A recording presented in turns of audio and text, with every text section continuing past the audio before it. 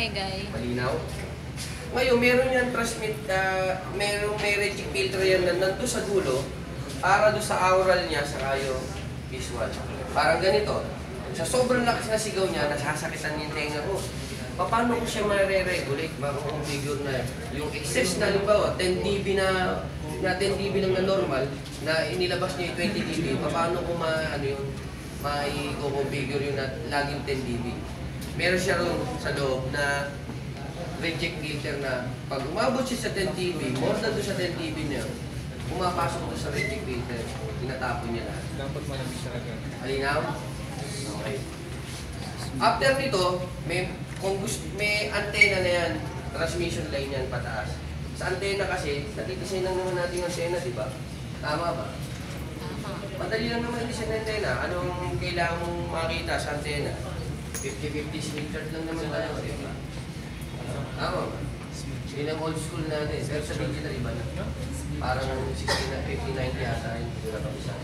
Ngayon gagawin mo, kukunin mo yung antena gain mo at ilang power mo, makukuha mo na yung pattern. Di ba, pero sa ba, ito channel 4, ayan, nandito ka. Nag-design tayo, may obstruction dyan. So, gagawin mo naman yun, asa, siyempre, planning, mamapping mo siya, tama ba? Alagay naman i-cover mo yung obstruction na yun, mali na yun. Kung obstruction na dito yan, mamapping mo ganun. Maggagawa ka ng actual form ng signal mo based sa power mo at gain ng antena at height ng tower mo. Tama? Ganun na kasi simple mag-design. Meron na nga kasing software, inipon mo lang, siya na yung simulation.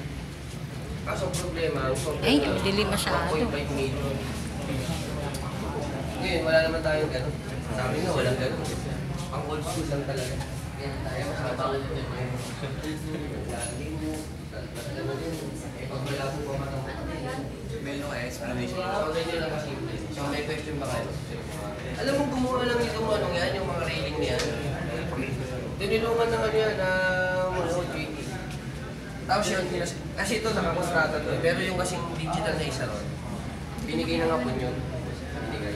Ako na nag-install nun, saka yung mga ano yan, cable tray na yun. Kasama ko lang yung tiga-makuha, saka tiga-yun. Tapos kami na rin na configure. May question kayo?